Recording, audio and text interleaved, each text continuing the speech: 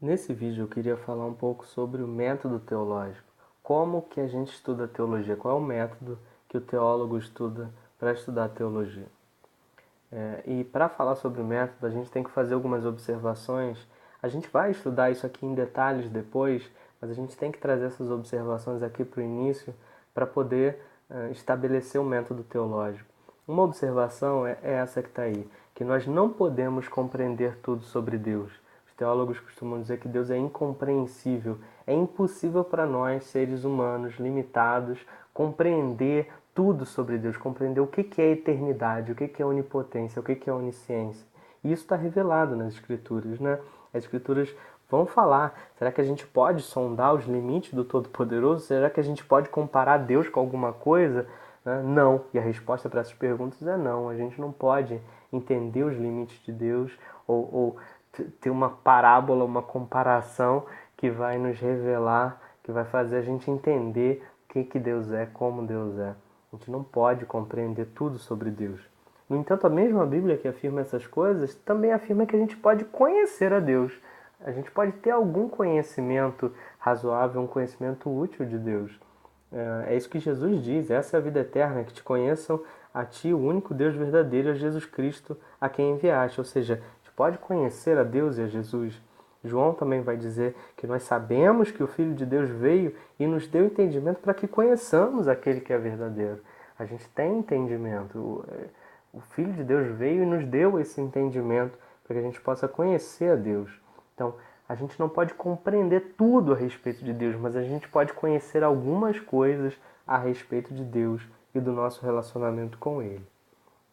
Então, uma definição preliminar do método teológico, a gente vai refinar isso aqui daqui a pouco, mas uma definição preliminar é que a teologia estuda aquilo que a gente pode conhecer a respeito de Deus, do nosso relacionamento com Ele, a partir das revelações de Deus.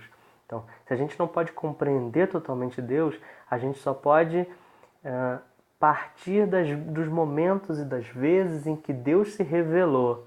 E a partir desses momentos, daquilo que Deus revelou ao longo dos anos, ao longo dos séculos, a gente vai tirando conclusões sobre quem Deus é e sobre como a gente pode se relacionar com Ele. E para falar de revelação, um texto muito importante é esse texto de 2 Pedro 1. A gente vai voltar a ele quando a gente falar de revelação geral e especial, mas eu quis colocar ele aqui porque esse é um texto extraordinário, né? Pedro vai dizer que nós cristãos não seguimos fábulas engenhosamente inventadas. E ele vai provar isso porque, pelo contrário, nós fomos testemunhas. Nós quem? Nós é Pedro, é Tiago e João, né? São aqueles apóstolos. Ele vai dizer que nós fomos testemunhas oculares da majestade de Cristo. Quando ele recebeu honra e glória da parte do Pai, quando da suprema glória lhe foi dirigida a voz que disse: "Este é o meu Filho amado, em quem me agrado." Pedro estava lá no Monte da Transfiguração quando a voz veio do céu e disse isso. É isso que ele vai dizer. Nós mesmos ouvimos essa voz vinda do céu quando estávamos com ele no Monte Santo. Pedro viu a Cristo, que é Deus encarnado. Pedro ouviu a voz do céu dizendo isso. Só que aí Pedro vai escrever uma coisa extraordinária. Ele viu Cristo, ele ouviu a voz de Deus. Quer revelação mais clara do que essa? Pedro vai dizer: quer. Ele responde, ele diz: temos ainda mais firme. O que pode ser ainda mais firme do que ver Deus encarnado? O que pode ser ainda mais firme do que ouvir a própria voz do Pai vinda do céu? A palavra dos profetas, a Bíblia, as Escrituras. Pedro está dizendo que a palavra dos profetas, a Bíblia, as Escrituras, é um fundamento ainda mais firme para conhecer a Deus. Vocês farão bem se a ela prestarem atenção, como a uma candeia que brilha em lugar escuro, como a única luz que vocês têm. Então, Pedro está escrevendo para pessoas e está dizendo: vocês que estão lendo o que eu estou escrevendo não estavam lá no monte, eu estava, vocês não. Vocês não ouviram a voz do Pai vinda do céu, mas mesmo assim vocês têm uma coisa que eu considero mais firme do que as revelações que eu vi. E o que é mais firme? A Bíblia. A Bíblia é um fundamento ainda mais firme do que qualquer outra revelação que exista de Deus. Então, se a teologia estuda aquilo que a gente pode conhecer a respeito de Deus na revelação dele, a base da teologia precisa ser a Bíblia. E essa revelação, então, de Deus é fixa, é firme, né? E alguém poderia perguntar, poxa, mas se a revelação de Deus é fixa, é tão firme assim, e se a igreja tem essa revelação fechada aí já há quase 2000 anos, por que a tarefa da teologia não terminou? Né? Por que não existe uma teologia sistemática, então, que responda todas as perguntas? O motivo não é que as respostas sejam dinâmicas, que as respostas variem. A resposta é fixa.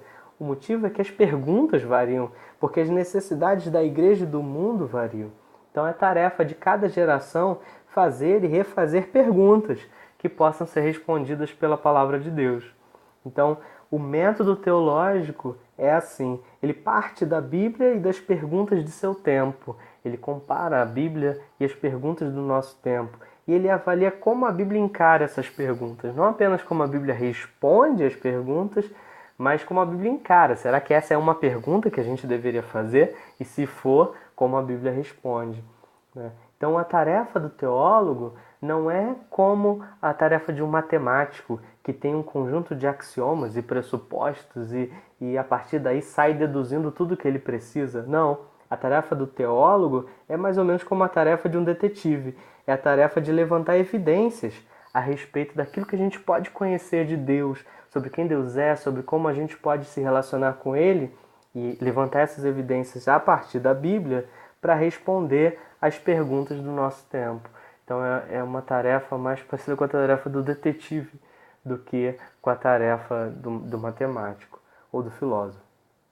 Então esse é o método teológico, é assim que a gente vai caminhar, sempre tendo como fundamento a Bíblia e procurando na Bíblia evidências que avaliem e que respondam às perguntas do nosso tempo, as perguntas que são relevantes para a igreja e para o mundo hoje.